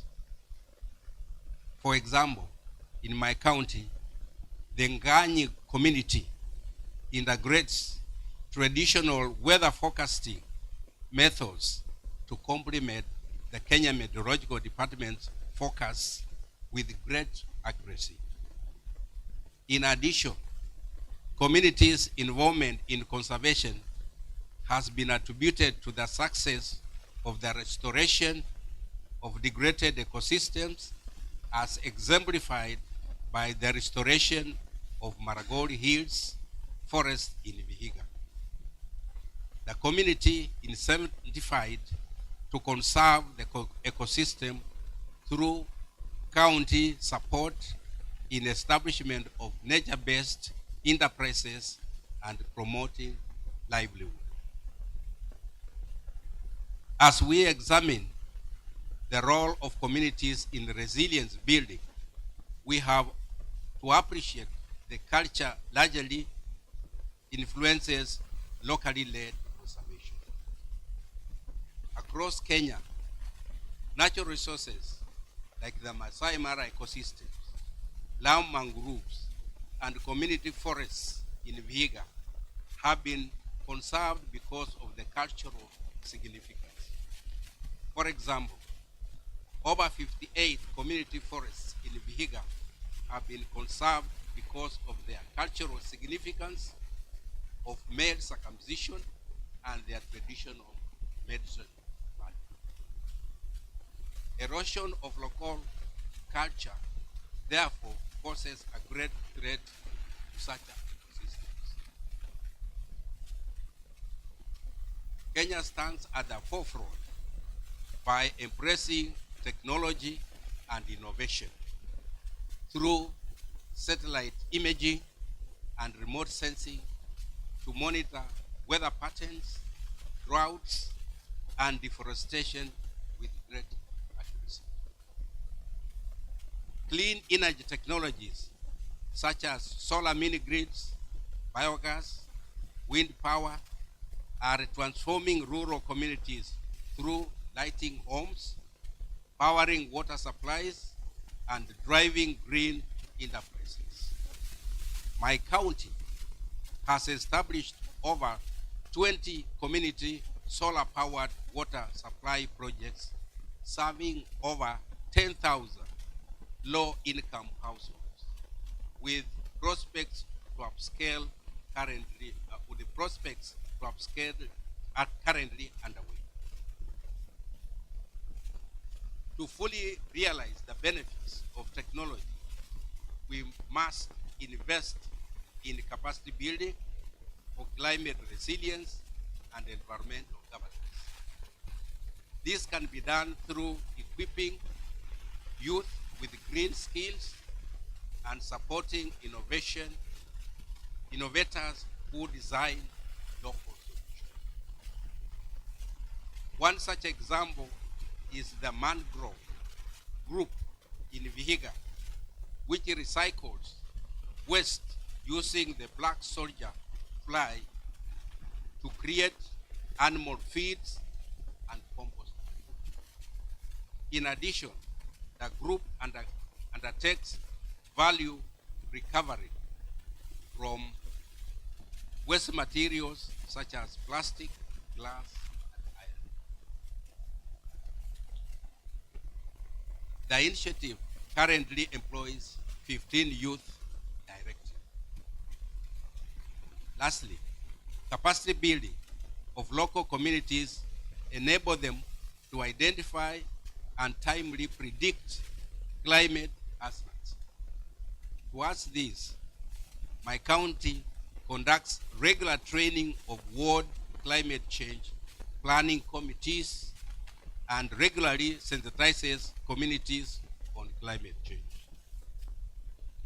We have established the Center of Excellence for Research and Climate Action at Kaimosi University to implement climate change capacity building programs and foster integration of research and innovation in climate action.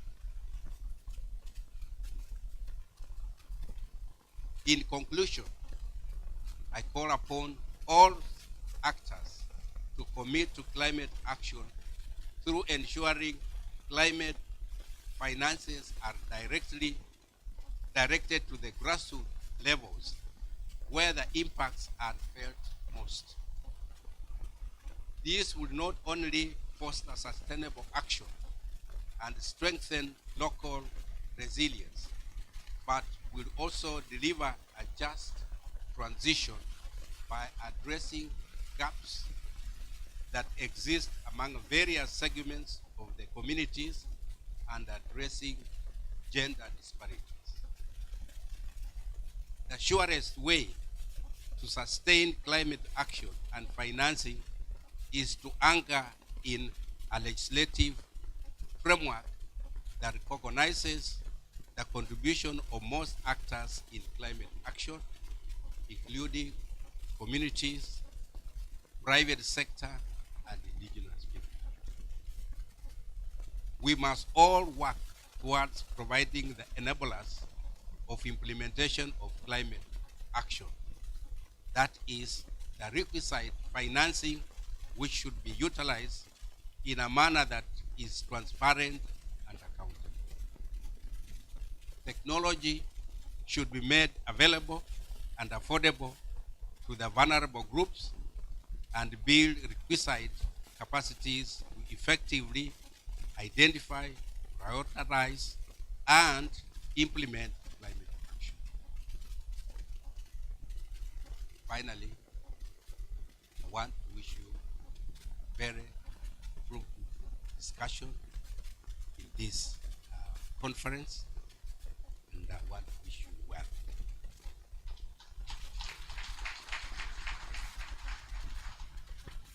I therefore want to take this opportunity to officially declare this conference officially opened.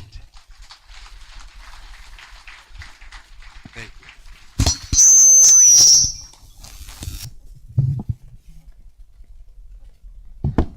Come on, that is a good time to just appreciate the governor with a standing ovation. Come on, that is a good time to appreciate. We've been seated for a long time. Okay? Now he's at his seat. Now we can appreciate him better.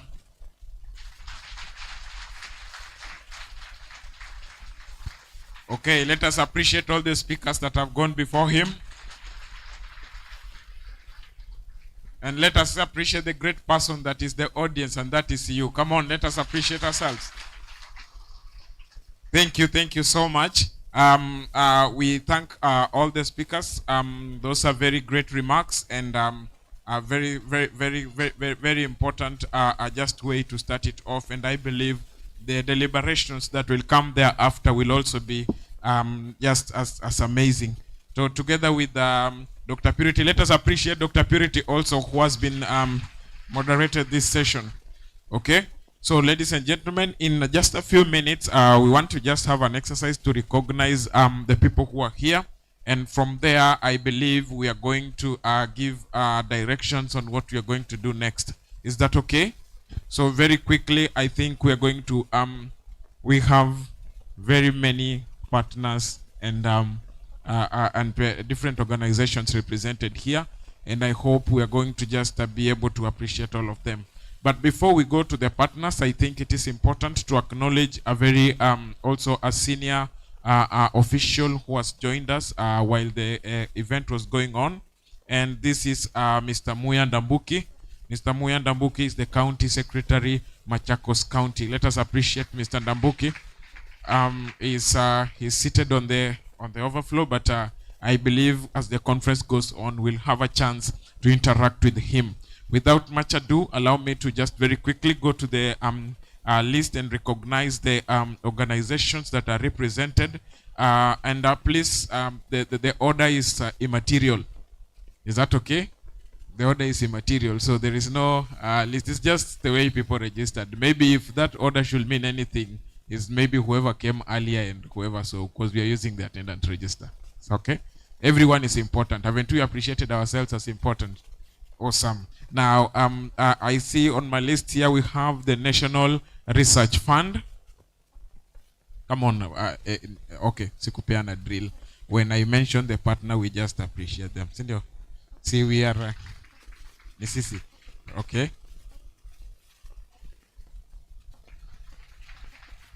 We have KERA, Kenya Rural Roads Authority. Kenya Petroleum Refineries Limited.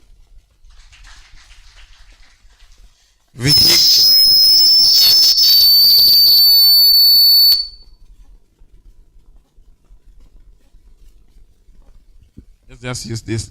Vihiga County Government. We have KEFRI. Ken Jen is in the house. Oh, Nema is here, and the chairman has invited us to some conversations. Chair, definitely we are very sure we are going to have some conversations. Let us appreciate Nema. Apo tuko Nema experts. We are going to have some conversations with Nema. Okay, thank you. We have Namata in the house. Okay, Machakos County Government is represented. Safaricom are well represented. We have our friends from Net Fund. Okay. Are you getting tired clapping? Can we do it another way? Just clap once. Is that okay? But to make it impactful, can you clap all once? Let us try. Safaricom. Nice. So are you promising we are going to clap for everyone? Please, you will put me in trouble if you don't clap for others equally. I look like I'm the one who's introduced the bias. Is that okay? Okay, we are going on well. So we have Tharaka Nithi University. Awesome. Wildlife Works are in the house. Athi Water Works. Aha, we are going on well. This one is written as Water and Sewerage Company. I think we'll find out who that, but clap for them anyway. We have Resource Survey and Remote Sensing. Makueni County Government. We have Kitui County Government. Awesome. We are doing well on this other list. Yes, we have Kenya Petroleum Refineries Limited. EPRA is in the house. EPZA Kenya. Then we also have KenHub represented. We have H&C Green Consulting Limited. Amazing, amazing. We are doing well. We have Kenya Railways. Mount Kenya University has representation. We have a National Environment Complaints Committee. The Ombudsman mwenyewe is in the house. Makofi ya tatu ya Ombudsman. Very nice. We have Bungoma County Government. Marsabit County is represented. We have NCCG. We have Kenya Medical Research Institute. NCCG should be Nairobi City County, right? County government. Nairobi City County government is represented. As part of my apology for not calling it again. Nairobi City County government represented. Come on, makofi zimepungua. Nairobi City government, county government. Awesome. We have the Quiz Computing Technologies Limited. We have State Department of Energy. Eldowas is represented. GDC, Geothermal Development Company. We are moving well. The partners are many, but we thank God. We have Turkana County Government. Turkana County Government. Turkana County Government mara ya tatu. I'm almost going to ask the people from Turkana to stand, but it's okay, we'll see them. We have Wildlife Works. Affordable housing is represented. We have Konza Technopolis. Amazing partners. We have Limuru Water and Sewerage Company. Laikipia University. We have Masinde Muliro University of Science and Technology. Kuna wengine wako na majina refu. Sasa jumekata kabla hatujasikia Science and Technology, wacha turudie hiyo vizuri. Masinde Muliro University of Science and Technology. Mwingine amekata tena. Masinde Muliro University of Science and Technology. Perfect. We have KUSP. It KUSP. KUSP. I'll know what that is and we'll clap for you again. Oh, Kenya Urban. Awesome. For my apology, Kenya Urban Support Program. For their importance, Kenya Urban Support Program. Thank you. We have KETRACO, Kenya Electricity Transmission Company. We have Kenya Airports Authority. Tharaka University. Wait, is it Tharaka Nithi University or Tharaka University? Let me get that right. Awesome. You know Tharaka Nithi ndio tunajua sana juu ya stronghold. Lakini sasa okay, now let us acknowledge them appropriately. Tharaka University, State Department of Urban Development, Kenya Urban Roads Authority, Kura, Bamburi Cement, and we have NLC, that is National Land Commission. Ingine tena mtanisaidia. RCGW. RCGW. Yes? Aha. Now, for apology, Regional Center on Groundwater Resources. For their importance, Regional Center on Groundwater Resources. And let us just appreciate all of us in unison. Mingi sasa, mingi. Makofi. Can we remind ourselves of those days? Tunataka tatu. Moja. Mbili. Tatu. Funga. Fungua. Oh, I look like I'm not Gen Z, si ndio? Mimi sio Gen Z. Kama najua hiyo, mimi sio Gen Z. Dr. Purity? You ukosefu wa mic. So now I think we are just going to give directions on what we are going to do next. Okay?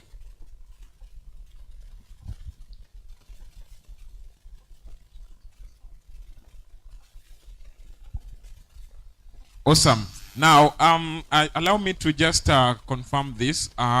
Somebody had asked me about the program. I want to believe everyone who received an email invitation had the program on their email. So in our effort to conserve paper, we opted not to print. But do we all have the program? Okay. Do we all have the program? So no is the answer. Now what we are going to do is that there'll be a QR code that you should be able to scan and get the program for the rest. But an overview of what we are going to do from here is that number one, we are going to have a group photo. I think the showers have subsided, so we were supposed to have it somewhere out there. Honorable Apopo, kindly confirm. We are going out or we are doing it here? Okay, we are going out. So from here, we'll go and have a group photo session. Immediately thereafter, the tree planting that was supposed to happen in the morning didn't happen, so it will happen again during this period. So them that are part of that team, they'll be guided accordingly, while the rest of us are going to have our lunch. Is that okay? So the rest of us are going to have our lunch. I want to believe we are going to the main dining area. So we will have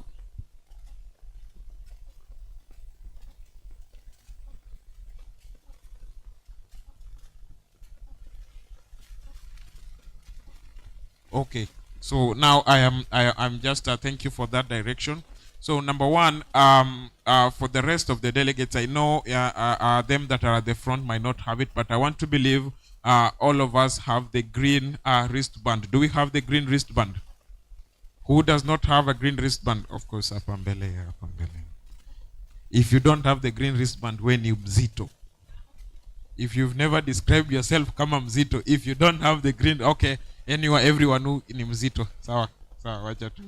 Have to. Now, them that have a green wristband, that forms part of our meal card. So I'm advised that we're on your way out. There is something else that you'll be able to receive from the door. So let us just try to be orderly as possible. There'll be people to do that. While we pick that, we'll be able to just go straight out, up the stairs and from the main entrance, and we'll be guided to the dining area where it is. Is that okay? But so that we are able to do this in a very orderly manner, we have said, and we appreciate it is a culture, it is a principle that we give honor to whom honor is due. Is that okay? So I will allow our speakers and our main guests to first leave through. I think we are going to leave this side, then we will go, because them are not going to be handling the meal coupon there, but then the rest of us should be able to get it from there. However, I've just remembered something. Because we are going for photo session, I think we'll come back for what you're supposed to receive. So we'll allow the guests to go, then we'll follow them. Let us go for the group photo there. Then from there, I think by the time we are done, we'll have figured out how people are going to pick the coupon that they're supposed to pick, so that we do this as quickly as possible. We have an amazing afternoon session. I want to believe we are going to have a brief panel discussion. Then we'll go into the breakaway rooms. And before then, as I said, those who have the programs on their email, you can consult that. But the rest of us, the QR code will be displayed in our screens, and you're able to get the program and see even the breakout session, so that you're able to join the conversation that is of interest to you. Is that okay? Is that okay? Let us be upstanding. We just have someone to pray for us for what we are going to have. Then we should be able to to proceed. So can I get a volunteer? A lady, Magdalene, just come. Magdalene, just come. Yes, come and lead us in a word of prayer. We do that as quickly as possible. Then, as I said, kindly just hold your peace for a minute. We'll go with the team that is ahead here. We'll go first. Then the rest of us will be able to go. By the time we get there, the photo session will be organized, and I believe we are going to do that as orderly and as quickly as possible. Thank you, Magdalene, lead us. Now, we are supposed to be back here at exactly 2. Okay? So whatever it is we are doing, Let us give it our best. Let us do it as quickly as possible so that at exactly 2 we are able to come back for the sessions in the afternoon, and then we are going to be guided as we proceed. Is that okay? Thank you so much. And Magdalene can do that. Let us pray in the name of the Father, Son, and the Holy Spirit. Thank you, Lord, for having brought us safely from the time we started up to this time. We ask you to protect and to go on with the rest of the program. Bless us so long, and this is your gift which you are about to receive for your goodness through Christ our Lord. Amen.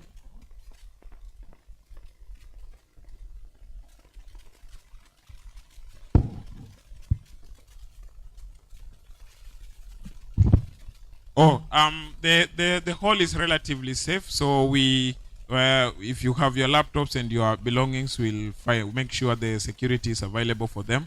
So don't trouble yourself so much with that. Thank you.